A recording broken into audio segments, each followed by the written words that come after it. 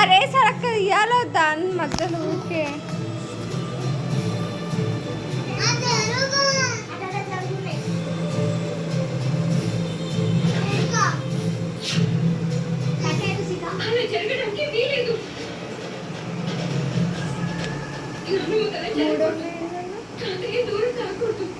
పెద్దవాళ్ళిద్దరూ క్షేమంగా ఉండాలి. నానమ్మ చేయబోయే పని వలన కుటుంబానికి పెద్ద నష్టం జరిగిపోతుంది.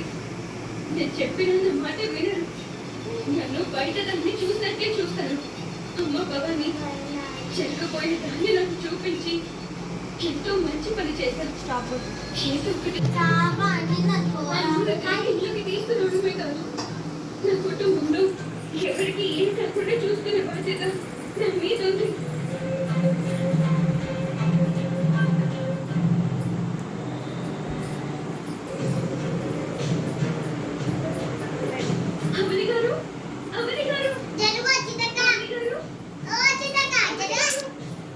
ఆవు ఏమైందమ్మా? ఎందుకు ఇంత కంగారుగా ఉన్నా? ఘోరం జరిగిపోతుందండి.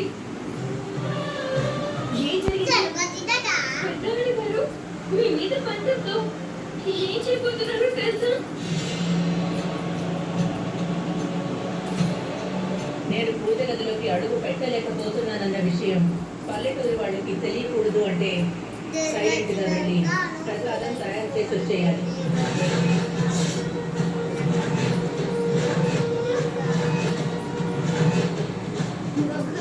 ఈ విషయం మీకు తెలియజేయాలని వచ్చాను. అంతకు తెగించిందా? దానికి తెగించడం అనరు, దిగజారిపోవడం అంటారు. అంతలో ఆ నిహారిక పూర్తిగా వశపరుచుకుంది. అర్థమైన పనులు చేయిస్తుంది. నిహారిక చేయిస్తే మాత్రం ఆవిడికి గుర్తుండదు. నిహారిక కృష్ణ ఏవైనా శుద్ధ కూసనే ఏంటి? వాళ్ళ మాయలో ఎలా పడిపోతుంది అసలు? ఆవిడికి చాదస్తం మరీ ఎక్కువైపోతుంది. అటువంటి పని చేయడం వలన ఆ ఇంట్లో పెద్ద ప్రమాదం జరిగిపోతున్నట్టు నాకు పిచ్చి పిచ్చి ఊహలు వస్తున్నాయి. అలాంటి తప్పుడు పనికి కోరుకుంటే అమ్మవారి శాపం తగిలి వేదవతి పైకి పోతుంది. అలా జరిగిన మంచిది అవుతుంది, తీర తిరగడైపోతుంది. అలా అంట వెంటక అటువంటిది జరిగితే పోయేది అంత కాదు. మనకి మిగిలి ఉన్న అమ్మ అమ్మ లేదు బొమ్మ లేదమని అలా మాట్లాడక. అటువంటి పనులు చేయడం మంచిది కాదని నేను కూడా చెప్పాను. అయినా కూడా ఎవరి మాట వినడం లేదు. వినదు. పోయే కాలం దగ్గర పడితే అలాంటి పనులకి పూనుకుంటారు. అవని గారు మీరే ఏదో రకంగా పెద్దవాళ్ళను ఆపండి. ఇదివరకైతే నా మాట వినేది. ఇప్పుడు నా మాటలు తనకు చేదైపోయాయి. తను వినదమ్మా. మీ వంట ప్రయత్నమే చేయడం మీ ధర్మం కదండి. ఆలస్యం చేయకండి. తొందరగా నిర్ణయం తీసుకోండి.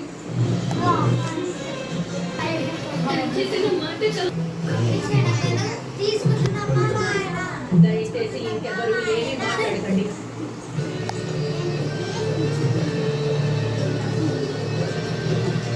ఎక్కడికి వెళ్ళావమ్మా?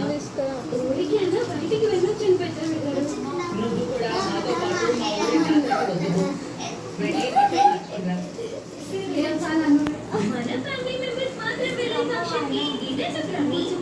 నీకు ముందే చెప్పాను కదా, అర్చన నన్ను 2 సార్లు ఆపద నుంచి కాపాడింది అని. కుటుంబ సభ్యురాలైపోయింది కాదనకండి. ఇంటికి ముందు అక్షయని కూడా చూస్తుంటే మన ముందు తిరుగుతున్నట్టు అనిపిస్తుంది. అందరూ ఎందుకని అనుకుంటున్నారు? పెద్దవాడు గారు మీకు ఇదేంటి? మా ఇంట్లో వాళ్ళు అంతేనమ్మా, చేసిన మేలు ఇట్టే మర్చిపోతుంటారు. నువ్వు తొందరగా రెడీ 2 నిమిషాలు వస్తాను. మంచిగా వేయాలి. మనం ఈ రకంగా వెళ్ళడం ఎంతవరకు కరెక్టో ఆలోచించండి. అమ్మ నిర్ణయం తీసుకోవడం అయిపోయింది కదా, ఎందుకు వెనక్కి లాగావు? మీ ఆయన గారు ఎంతసేపు అభివృద్ధి మంచి జరగాలని ఆలోచిస్తున్నారు కానీ అంతే కాదు మనం జరగకూడదని ఆలోచించడం లేదు. ఇంట్లో భేదమైంది